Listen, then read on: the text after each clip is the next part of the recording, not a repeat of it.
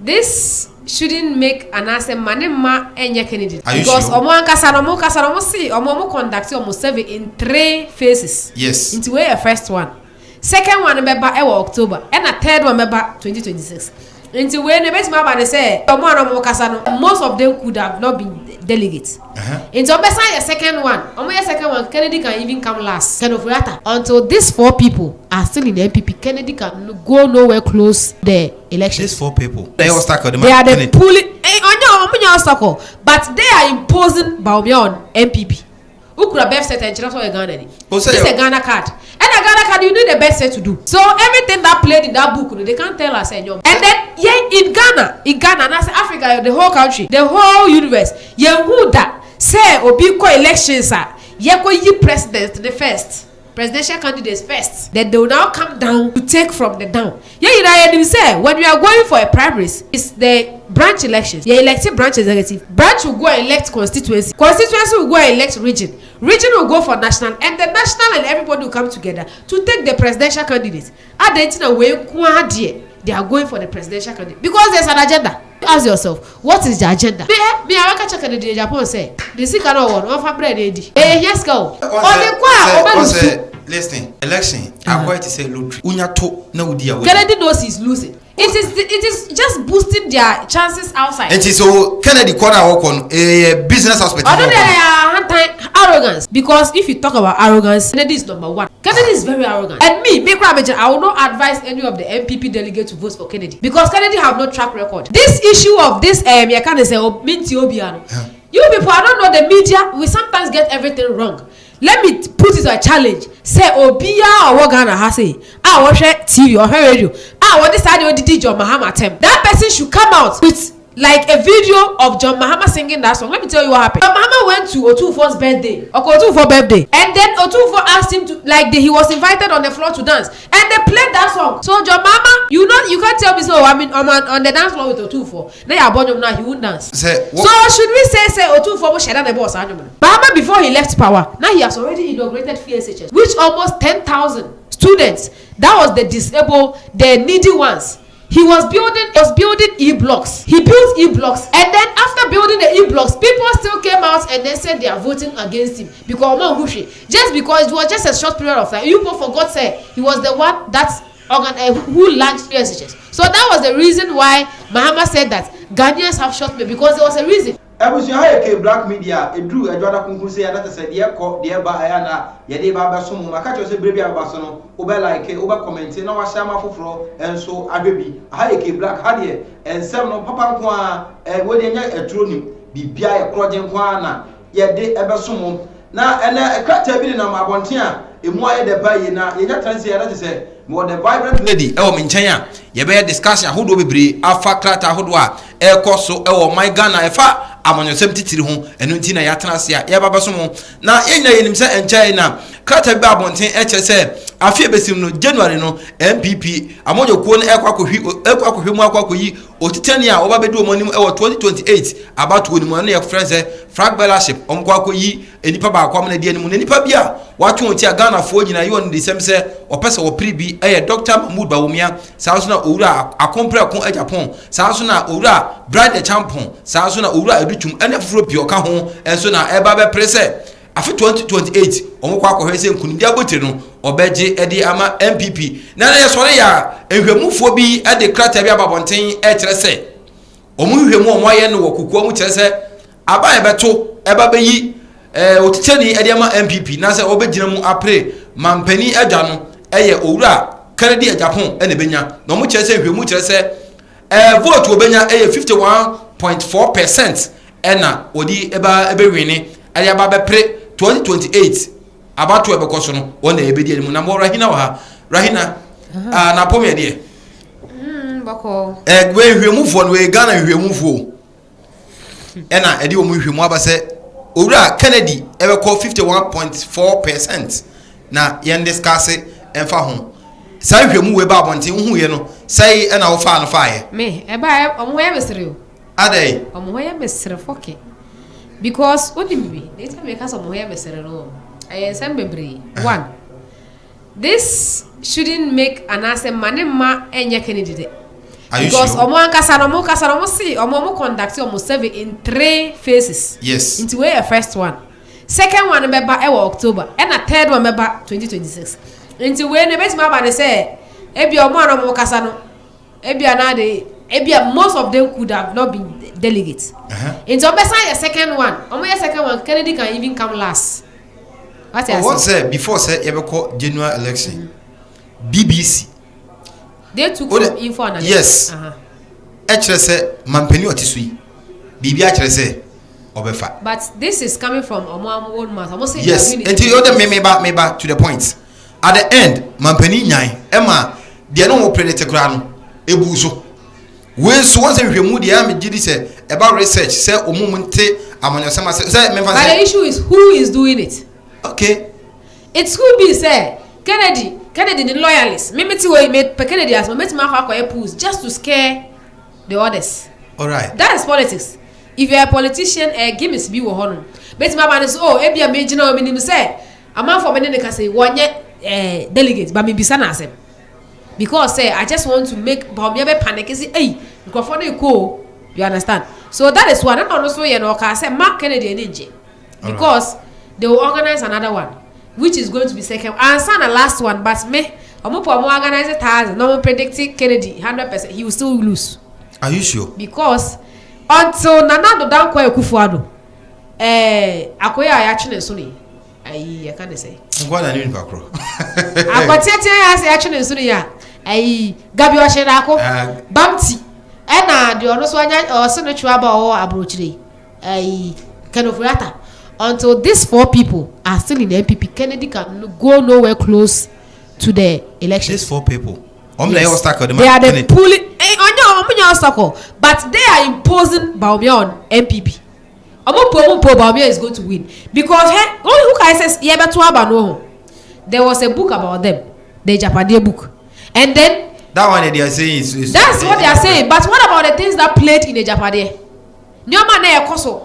In a Japanese, mo can say Japanese nyamo there, but a Japanese book ni ka share say, omubaba courts, they are going to make sure the court say, court be catch the Ghana for so who could best and chance or Ghana. You who Ghana chance or Ghana. It is in the Japanese. At the long run, court catch say you who Ghana cry chance or Ghana. Who could best and chance or Ghana. It's a Ghana card. And a Ghana card you need the best set to do. So everything that played in that book, they can't tell us any more there. And inside that book, who for a Japanese book no. Page 1, that's the introduction, and then when you count from paragraph to the 9th paragraph, let me read for you. I must say you have a Japanese book on I have it. I must say although the Asante group within the current NPP is gearing itself to take over the party from Nana after the 2024, it would be ideal if we could work to bypass them in 2024. With hard work we could work to bypass the mantle. Sure, the mantle over to Enonakan, and the Enonakan is the underlying word. To pass the mantle over to Enonakan, and preferably from the north, under whose presidency we could secure the maturity of our takeover. Omo chrese, bro for muka yi na ne chrese. Omo nim say Asantefo no, also omo nya Asantefo. Omo ya kanfo omo nya Asantefo. Omo nim say Asantefo na omo NPP no. Omo pejo omo person omo je party ne free Nana ho after Nana ne tenwa. And I know we nim say the best candidate also succeed Nana Alan Chamate. But what happened? They massage the figures to make sure say Afafanto be free. I said the untiminka said yes. Yeah. No, I'm speaking because of okay. But one say Yamran that way say delegates na koto aba. And I am to ama. How come you were beating others? Who did the body Afafanto the boy ba ko ni no? O say ne brona. So this was elections, manipulated elections. And then even after then they will they impose Baumia on them. Why is it that at the end of the day, but you, I can't say, Kufuor promise say you are going to give the mantle to Alan Cash. And then what has changed? And then in Ghana, and I say Africa, the whole country, the whole universe, Yehuda say Obiko elections are Yeko president the first presidential candidates first. Then they will now come down to take from the down. Yeah, you say when you are going for a primaries, it's the branch elections. You elected branch executive. Branch will go and elect constituency. Constituency will go and elect region. Region will go for national, and the national and everybody will come together to take the presidential candidate. At the end of the way, they are going for the presidential candidate because there's an agenda. And that agenda, no, you even have most of the NPP telling us say whatever they are doing is not right. Eugene Boache, he came last week to say the same thing. Say, mostly no, they are based on Article 13. We say oh they can go for presidential election, but they forget to say the Article 10 of their own constitution is telling them say they have to start from the base. So what is the agenda? Have you asked yourself what is the agenda? Me I want to check the Japan say the sick cannot one for bread edi. Yes go. Listen, election I'm going to say lottery.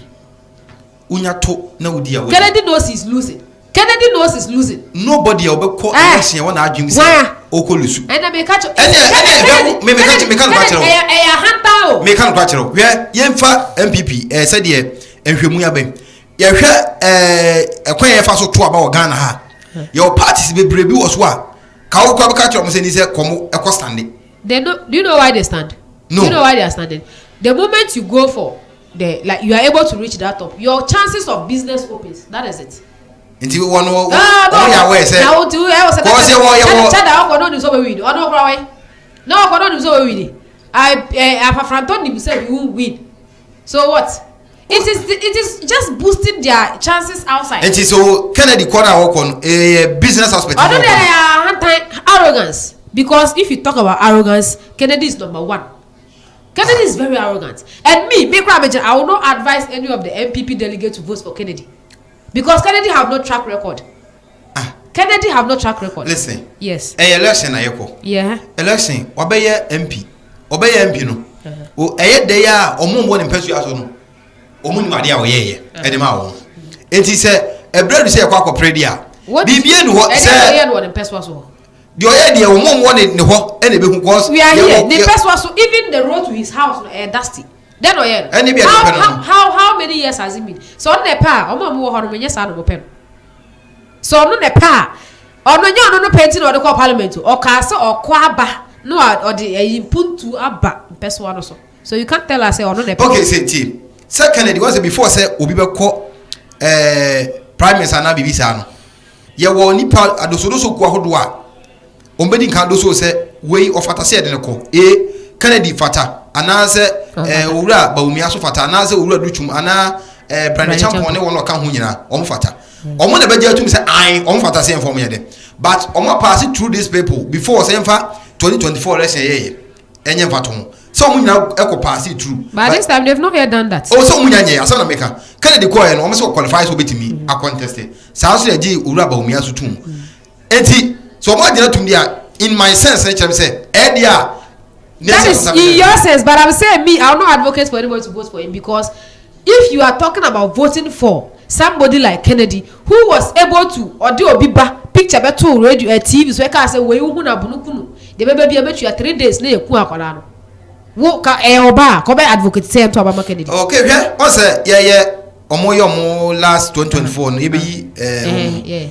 wo hwe on my competition mu ye dem aba wo mia wa fa ni easy say omo to abara kasa bi oh say let me tell you one thing let me tell you something the competition na we who is already they know what is there who they say oh man that is sad the call people are based on sad the call say member of showdown yes member of showdown I said everything Kennedy is doing is out of arrogance. Kennedy is arrogant because Kennedy even that Ejapade book when I read it for you Kennedy have a whole page they have a whole page for him. I must say, when it comes to action troopers, only action who wrote that Japanese book?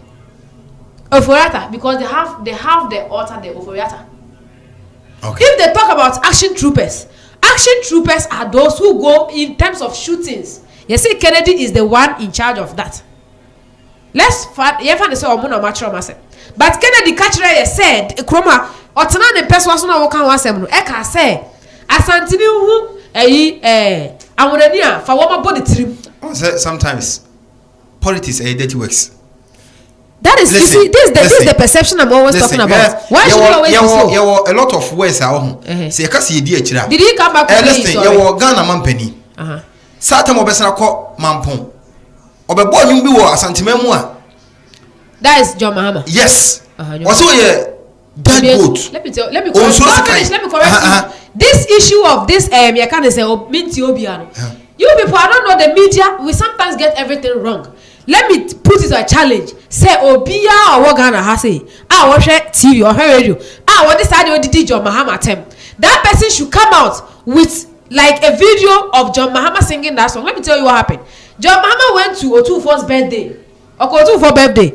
And then Otufo asked him to, like, he was invited on the floor to dance. And they played that song. So John Mahama, you can't tell me, so I mean, on the dance floor with Otufo. Now you're born now, he won't dance. So should we say Otufo will shut down the boss? So you can't blame. John Mahama never said anywhere. Okay, what about say Ghana for what short memory? Let me just say, when we come to politics, it is a dirty work. It's not a dirty work. Ghana for had a short memory. There was a reason why he said that. The reason is say. Let me tell you, we were in this country here. We were in this country when Kufuor Nyahotamaklu told Ghanaians not to vote for Kufuor. Let's even forget about that one. When Mahama brought the issue of free SHS, Mahama, before he left power, now he has already inaugurated free SHS, which almost 10,000 students, that was the disabled, the needy ones. He was building he was building e-blocks. He built e-blocks. And then after building the e-blocks, people still came out and then said they are voting against him because just because it was just a short period of time. You people forgot say he was the one who launched free SHS. So that was the reason why Mahama said that Ghanaians have short memory, because there was a reason. If we didn't have short memory, we would not wait. But you don't need to tax mobile money because mobile money is used by the impoverished people. He ended up taxing mobile money. But on my way, he is not going to tow road like on another buying bar. He's not going to borrow from outside. He will just tow the various roads, and at the end of the day, we will use that toll boost and buy a coin. What did Amakwata did? It's not under his government. It wasn't approved by cabinet before Okogu wrote those. So if you don't have short memory, we would have questioned Baumia and Co. But we went ahead. People still voted. So that short memory, not any Ghana for and I know it is Ghanaians because those who voted were Ghanaians. Okay. So if Mama Shea we have short memory, yet forever as example, I agree with me. Oh, they man bear 2 months. It will go. People will start praising her. So that is the short memory he was talking about. But after first week, that's the short memory he was talking about. And listen, what say? Who go before Kennedy assembly by you? And I'm a for we are there. I mean, to me, say, out of anger. And Mama didn't. He was speaking. I'm talking about Kennedy. Yeah. Out of what anger? That one now can assembly. Say I once and twice. Say once. I because ebia. Nah, that's not how. But one thing I have noticed about Kennedy's majority of people, Ghana for people who say, you can't agree that case with. What you also didn't come voice out for so many years. Say, my man upon your way. I was a cool president. But I can say, who say, maybe some people who say, who say, you pray, or you and a man play. Say, what custom. When Kennedy was saying that if by 2017 they don't arrest this guy, Ibrahim Ababanu poison the wound, why is he working? Why is he working free? So Kennedy has arrogance. Kennedy has arrogance. Arrogance and they Kennedy. So maybe catch them and say, me, I will not advise any of the NPP. So if they want to person party they go, but person mo pra free they should vote for Kennedy. You insist say it is not true. It's not true. It's never true. Because let's wait for November. Okay, sir. Let's wait for the October. Yes. Okay, so we're the first one. They can predict Kennedy. Listen, say winning by the end of the day he will lose. I want to ask you, say, if you are Kennedy, now who's adi we are? A bit boosting and I say, the oil the man akoswa. Kennedy didn't him say he can't go. He knows they are imposing, but I don't think that every time Kennedy is saying that they want to sabotage him. Kennedy keeps saying so that they want to sabotage him. So I know how Kennedy know him say upper one. I don't know. Kennedy ko Obia, ka Kennedy Obia. So you Kennedy now catch me say. Kennedy Obia after that brouhaha about the 2024 flag bearership, call Obia, who was a man of his words, you could have sat somewhere away because Kennedy catch say, Baumia then ko be man isika. Say one general one drop in the contest. At the end of the day, you were with Baumia, so it means 8,000 million. This is your trial, like if you try my luck. Kennedy is arrogant. That's the issue. So, Kennedy is arrogant. Me, I'm not an NPP. No, it's not like a Mogo. I'm trying to say, this is their first one. And let me tell you, me, I've organized elections before. Sometimes, me find say, me will be candidate. Me will be candidate. I'm in the party. Me will be candidate. Now, we are contestant. I quite remember say 2016 rather. Once NDC cast say they are uncomfortable lead. I hope so. But then no worry. Kennedy is telling us say NPP for Jimmy on the map channel so we are 2016 elections and put them go. So they stole the elections. So you should tell me. That's what I'm saying. Say. You see, they can make Kennedy, they can portray Kennedy at the comfortable, but they said they'll see what everybody said the much say obetime win way uncomfortable lead ya. Wait. Me say, me have organized elections before. Okay. And I know how people the opponent deal with each other. Me say, me if I say a candidate, me a candidate. Maybe I see off for the kakra. That's a walk up share one. So what who need delegate? No. Who need delegate? I mean, I will send you to people who are not delegate. Now, I'm not power asset. No, they don't want to talk to you. Now, more they are sharing with you. So, why are they? Not just say, oh, mama, force. Well, because what do you almost say? And I said delegates here fucking Kennedy. Now, no, I delegates all go do. I have time. Kennedy didn't have to be going so drop his back. Kennedy, yeah, no. And he will just try and like now. Try and well, I was higher. Keep black media. I was a Rahina. They would ever come home with the money and more. The watcher say, if you more than one teacher say, we're going to debate 51.7%. If he said, a nipebi, ena, or more yet, Sadi, and I, young chess, I can one day tell one. What do you say? Emfa. I was also like it. Welcome, now I said.